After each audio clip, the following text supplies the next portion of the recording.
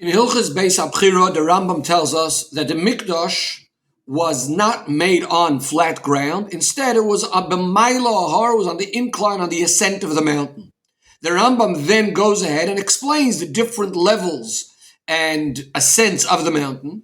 The Rambam explains when a person would enter from the Mizrach, from the eastern gate of the base of the Har HaBayis, he would walk all the way till the end of the area called the Chel on the same level. He would then go up from the Chel to the Ezras Noshim with 12 steps.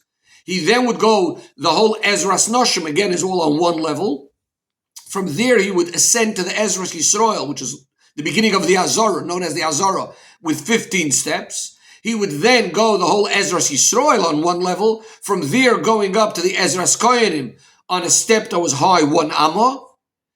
Then would go the whole Ezras Koyanim and the Mizbeach, again, all on one level. From there, finally go up to the Ulam by 12 steps, and then you had the Ulam and the Heichel all on one level.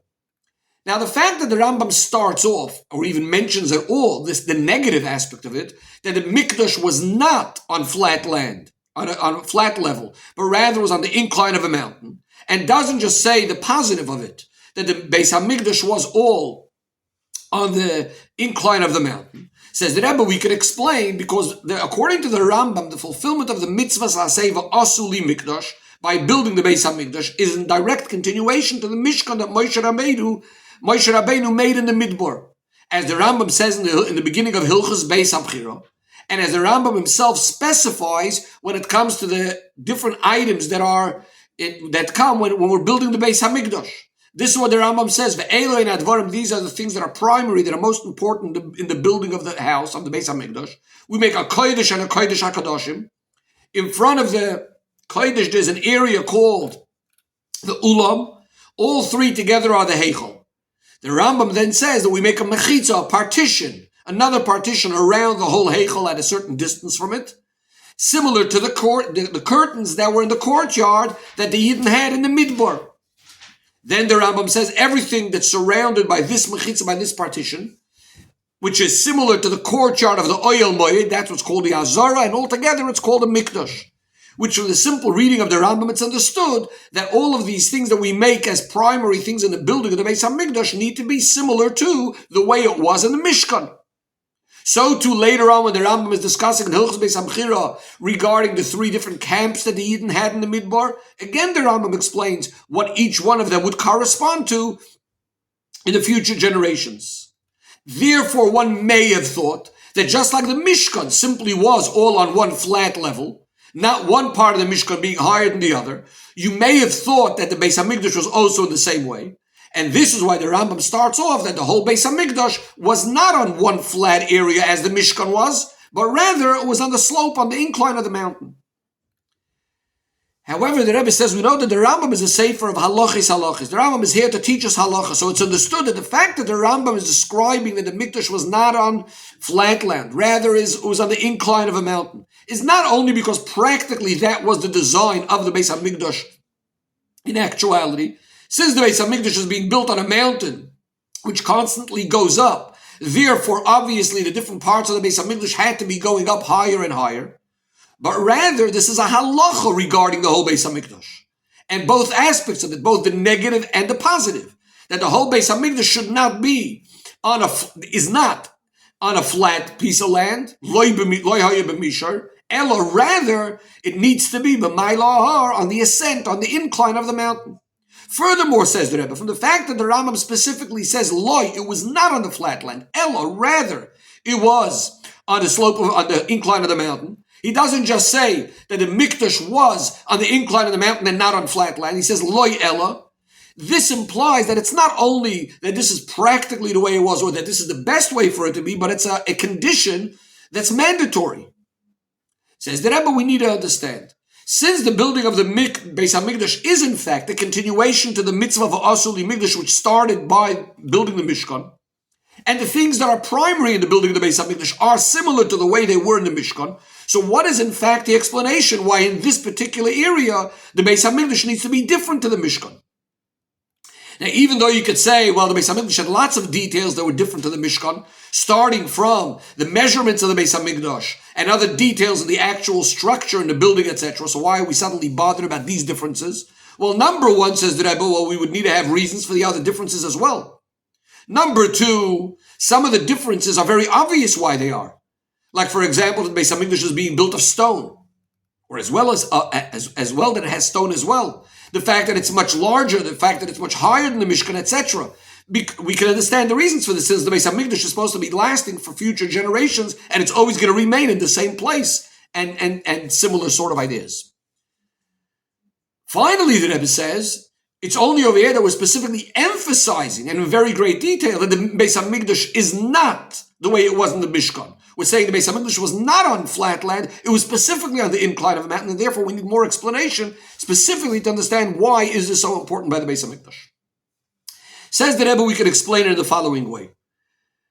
The different places that were in the Beis Hamikdash as the mountain is going up, and you need to go from one to the other through steps, is actually fitting in accordance with the fact that each one of these places in the Beis Hamikdash has something additional, a greater level of Kedusha compared to the previous one, as the Rambam specifies in the following Perek, in the Perek after this one.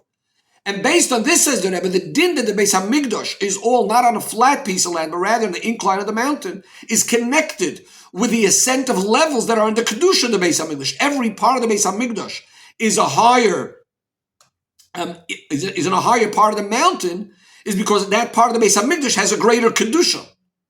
And therefore, says the Rebbe, this is going to be the explanation why this is specifically true in the Beis Hamikdash and not in the Mishkan, because there's a major difference between the Beis Hamikdash and the Mishkan in the way these different levels of Kedusha, whether they impact the space that they're on. And this idea that it impacts the space that it's on, this is a Chiddush that happened in the Beis Hamikdash, and that didn't really exist in the Mishkan, as we're about to explain.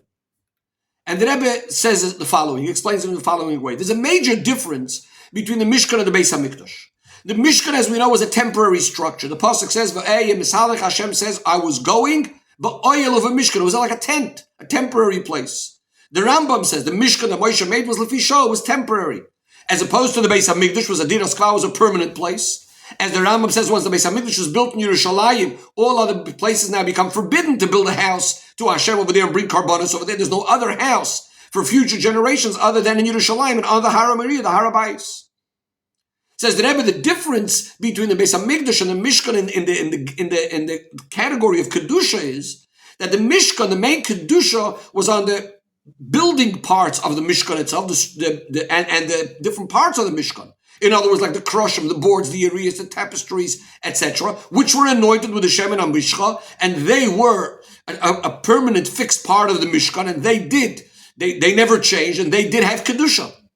But in the Beis Hamikdash, there's an additional point. There's Kedusha Samakim, the space that the Beis Hamikdash is standing on, the very essence of the space of the Beis Hamikdash became sanctified. And the Rebbe says this, we see this in two different areas. Number one, in regard to the Beis Hamikdash, it says in our parasha, that this is the place where Hashem chose.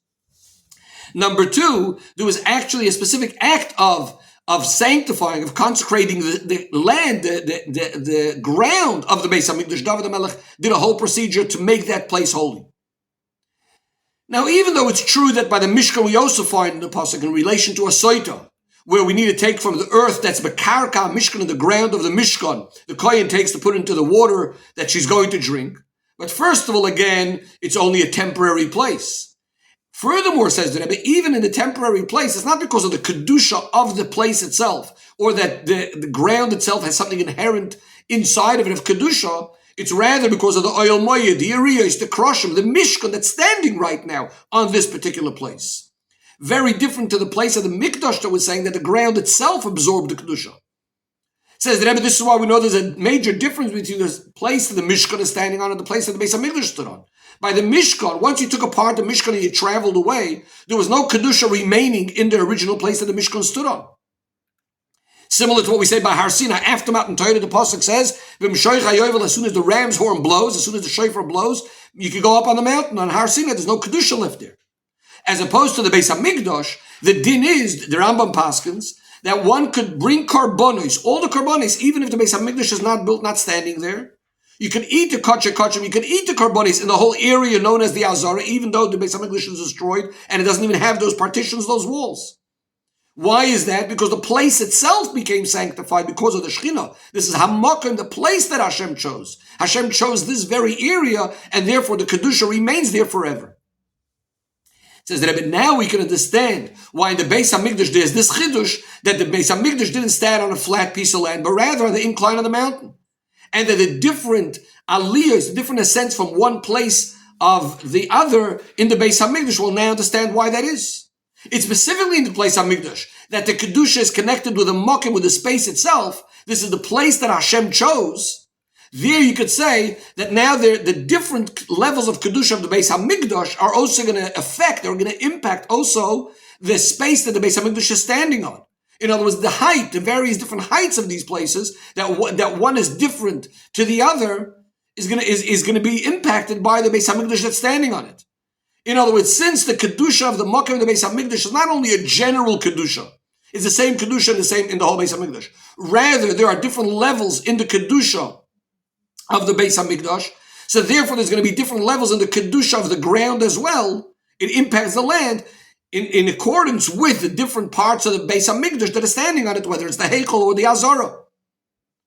In fact, says the Rebbe, this special Kedusha of the different areas of the Beis HaMikdash just also remains always, even when the Beis HaMikdash is not standing there. As understood from the Rambam that we quoted before, again, according to the Rambam, you can even eat karbonis today.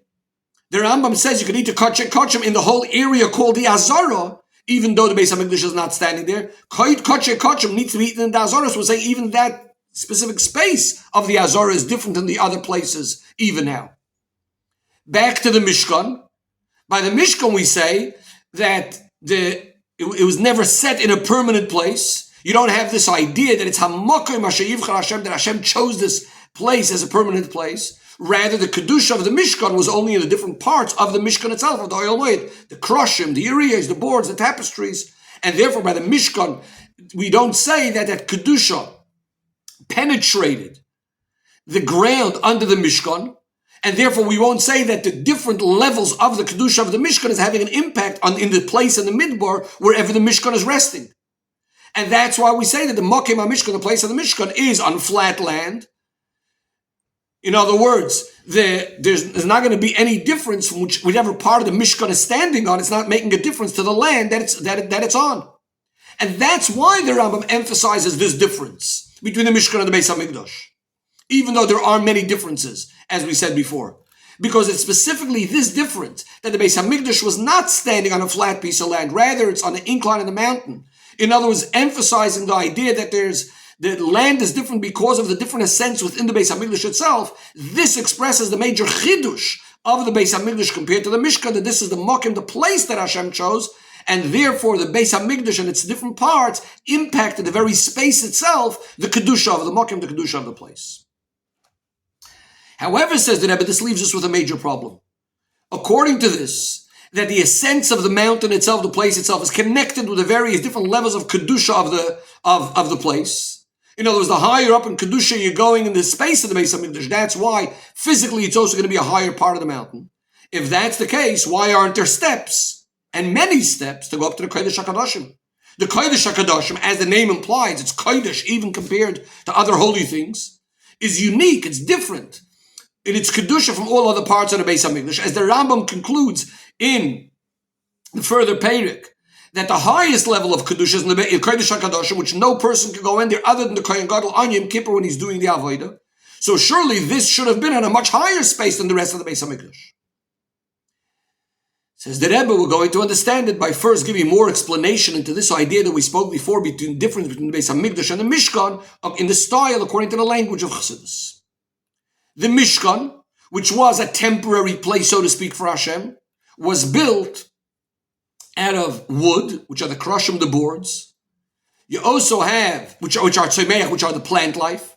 It also has the urios, which are the tapestries on top. Some of them, or most of them, made of chai, of things from the animal life. And only the ground of the Mishkan, on which the Mishkan is standing temporarily, that you had the doimim, the inanimate, which is the earth.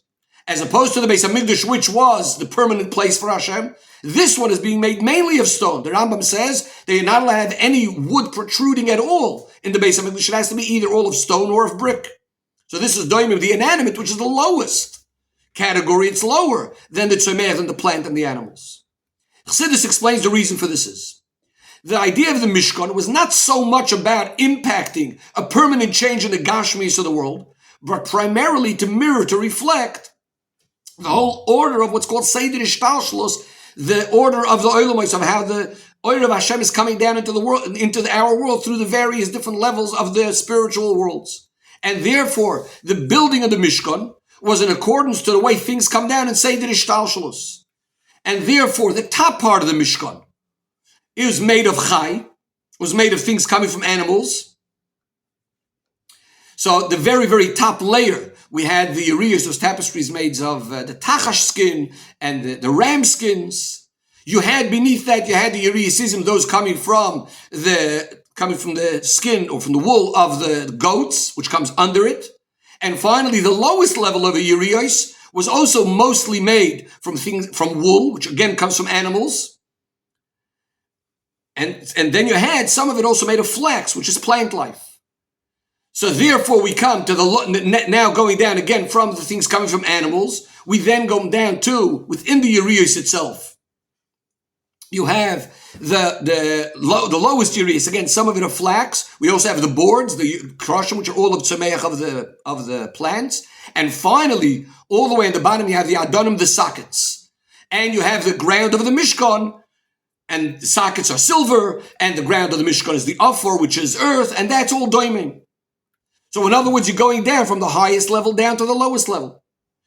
In the Beis HaMikdash, on the other hand, the advantage of the Beis HaMikdash compared to the Mishkan is in the fact that here we're going to have the whole purpose of this Ava Kodesh Baruch Hu, that the Eibishter had a desire to have a dira b'tachtoinim, a dwelling place in the lowest, down here in the lowest world. That the Kedusha, the Ashras, Ashchina should be drawn down and permeate the world, all the way down to the lowest aspects of the Gashmis of the world, even the category of doimim, the inanimate, in which you don't see a revealed way, its vitality, its life, you don't see its ruchnius. And therefore, says the Rebbe, the Beis HaMikdash, which is all about bringing down the Shechina into the world, that the Kedusha should permeate and elevate even the Gashmias. That's why it expressed itself also that in the physical existence of the world itself, that the very space where the Beis HaMikdash was standing on was on a mountain, which is higher than all the places around it. And so too, the higher up you go in the Kedusha, the Beis HaMikdash, the higher physically, the physical space is also, you're going higher and higher. In other words, so we see that the whole idea, the Beis HaMikdash is all about bringing the Kedusha into the Gashmis of the world, into the earth. Whereas the Mishkan, which was mainly not so much about bringing the Shechina into permeating the Gashmis of the world that it's standing on, the doimim, the ground, the land, this lowest thing. Therefore, the Ashras HaShechina, the Shechina, the dwelling of the Shechina, the Kedusha, so to speak, like remained a bit of a separate Metzias to the ground itself, to the earth itself, and therefore it didn't express itself. The levels of Kedusha didn't express itself in the physical space, and therefore, even though in the Mishkan itself there are the different levels of Kedusha, but it wasn't expressed in the place in the world that it's standing on. It's not standing on a mountain. It's not elevated. And even within the different parts of the Mishkan, each part is not higher than the other in the ground that it's standing on. So it's all on flat land with the place of the Midbar. Says the Rebbe, now we come back to understand why by the Kodesh HaKadoshim, the Beis HaMikdash, which is the holiest place, it's not higher than the parts just before it, which is the Kodesh, in other words, that whole area called the Heichel. And the Rebbe explains, this idea that the Kedusha, the Ruchnis of the Beis HaMikdash, is affecting this aliyah, elevation of the Gashmiyas of the space that it's on, and therefore each place is higher than the previous one according to the different levels of Kedusha.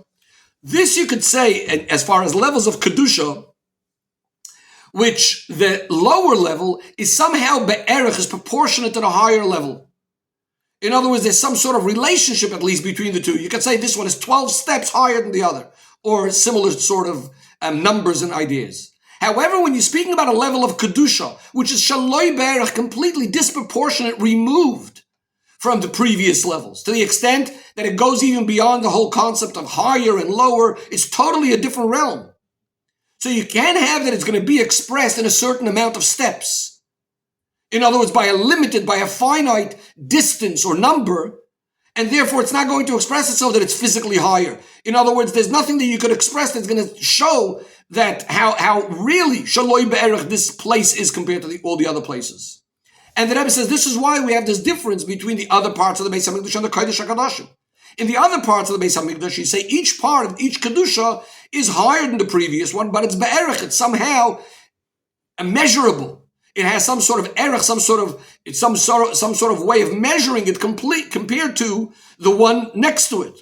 And according to how distant they are from each other, you'll say that's how much higher it's going to be. That's how many steps there are going to be, one higher than the other, also begashmis. But when it comes to the Kedusha of the Kodesh HaKadoshim, where there you had, in the very space itself, you had the Gilui of Atzmus, of the essence of Hashem, what we call Nimna HaNimnois, where opposites could coexist. In the very place of the Aura, in which we say doesn't take up any space, is not measurable, which is completely shaloi be'erech to all the other parts of the Beis HaMikdash. It's completely higher than the whole category of higher and lower, etc. This type of greatness and height cannot be expressed. You can't even sort of like hint it by saying, oh, we'll just have the space a little bit higher, which is automatically giving it some sort of definition and defining it and making it a finite, measurable amount. And that's what we say, we're not even going higher. And the Rebbe says there's another point as well of why the Kodesh HaKadoshim is not higher than the other parts. But first the Rebbe looks at one more diuk in the Lashon HaRambam. The Rambam is discussing not the Beis HaMikdash per se, that it's higher, each part is higher than the other. If we look carefully at the words of the Rambam is dealing with the person that's walking in the Beis HaMikdash.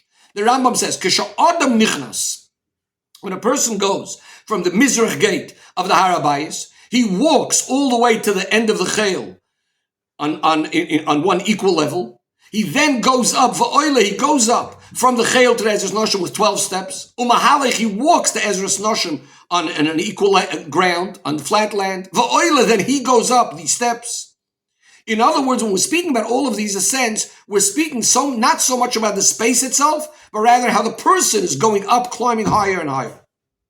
Says the Rebbe, the Rambam is coming to hint over here that all these different levels of Kedusha that the person is going from one level to the other, it's in a way that obviously you're going from one place to the other. Of course, it's causing an aliyah in the person. He needs to elevate himself. He's going up from one level to the next. But when we come to the Kodesh HaKadoshim, it's no more in a way that the person is going, the person is being elevated, climbing in his levels of Kedusha. Here we say, in this last space, going in that last area, we say Kulei B'Shav, it's all on one equal level, because as far as the person is concerned, there's no aliyus anymore. He's completely batal b'metzias. He's like non-existent. He's completely nullified. There is no more going up in levels. Says the Rebbe, this is connected with the idea of the Beis HaMikdash, as we know, is v'shachanti b'soicham,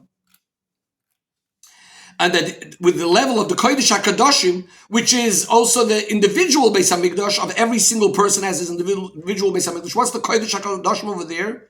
The deepest part of the heart, the Yechidah Shebenefesh, which doesn't have any shape, any form, any description, any limitation. And surely not that it could extend itself, spread itself out in any way. This is hinted as it's known. We have the 4 letters of Yud Kei Vav Kei. You have that little tip on top of the Yud that can't be even described. Based on this level, the person is removing himself completely, any of his desires, any of his own interests. He's completely bottled to Hashem. And here is the very deepest level of iskashus of the Yid, which is higher than any shape or form, Yechido Leyachtach, where he's becoming completely one with Hashem, similar to the Kohen Gadol going in as a messenger of Kol Amcha Beis Yisrael, wherever they are, when that Yid goes in once a year into the Kodesh HaKadosh.